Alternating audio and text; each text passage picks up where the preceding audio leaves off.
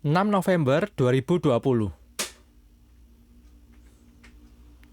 Lexio Divina. Efesus 1 ayat 15 sampai 23.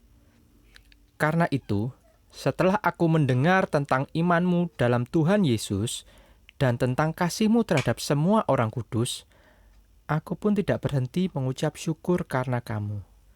Dan aku selalu mengingat kamu dalam doaku dan meminta kepada Allah Tuhan kita Yesus Kristus, yaitu Bapa yang termulia itu, supaya Ia memberikan kepadamu roh hikmat dan wahyu untuk mengenal Dia dengan benar. Dan supaya Ia menjadikan mata hatimu terang, agar kamu mengerti pengharapan apakah yang terkandung dalam panggilannya.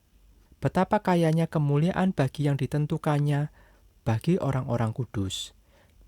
Dan betapa hebat kuasanya bagi kita yang percaya, sesuai dengan kekuatan kuasanya, yang dikerjakannya di dalam Kristus dengan membangkitkan Dia dari antara orang mati dan mendudukan Dia di sebelah kanannya di sorga, jauh lebih tinggi dari segala pemerintah dan penguasa dan kekuasaan dan kerajaan dan tiap-tiap nama yang dapat disebut, bukan hanya di dunia ini saja, melainkan juga di dunia yang akan datang. Dan segala sesuatu telah diletakkannya di bawah kaki Kristus, dan Dia telah diberikannya kepada jemaat sebagai kepala dari segala yang ada. Jemaat yang adalah tubuhnya, yaitu kepenuhan Dia yang memenuhi semua dan segala sesuatu.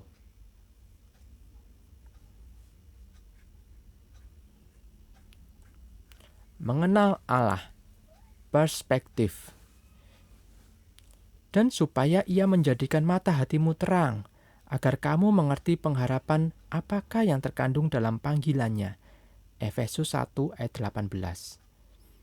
Mengenal Allah merupakan hal yang mendasar dalam kekristenan. Boleh dikata, kekristenan tanpa pengenalan yang benar tentang Allah bukan kekristenan yang alkitabiah dan historis.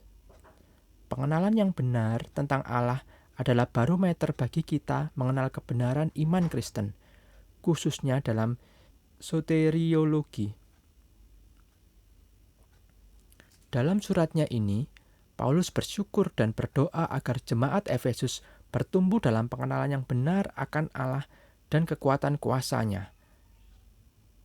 Ayat 15-17.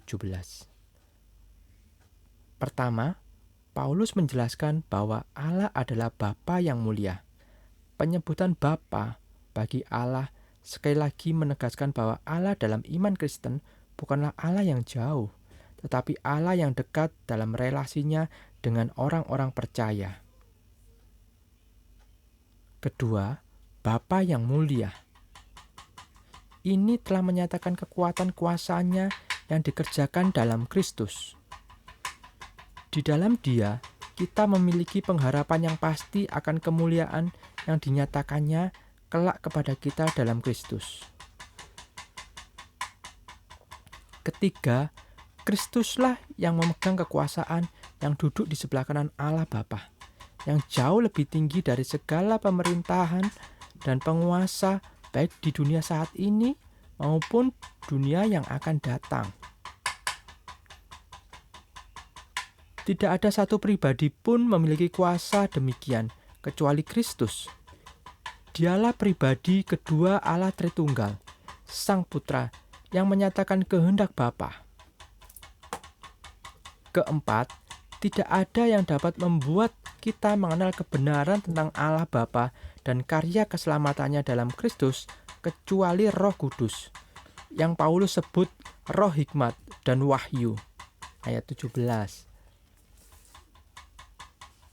Roh Kuduslah yang membuat kita mengenal kebenaran tentang Allah Bapa dan Kristus. Siapakah yang dapat mengerti pikiran Allah kecuali Roh Allah atau Roh Kudus? Maka sejak awal tulisannya, Paulus telah menjelaskan tentang pribadi Allah Tritunggal, yaitu Bapa, Anak, dan Roh Kudus. Dalam keselamatan orang-orang pilihannya, Pengenalan akan Allah Tritunggal adalah penting, karena semua pengajaran iman Kristen, terutama keselamatan, tidak dapat dipisahkan darinya. Marilah kita bersyukur dan semakin mengenal Allah Tritunggal.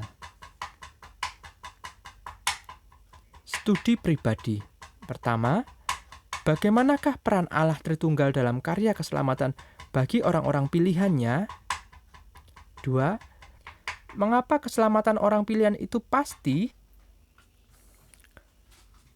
Pokok doa, berdoalah bagi jemaat Tuhan agar mereka memiliki hikmat dan pengertian yang benar tentang Allah Tritunggal dan karyanya, sehingga iman dan pengharapan mereka semakin teguh.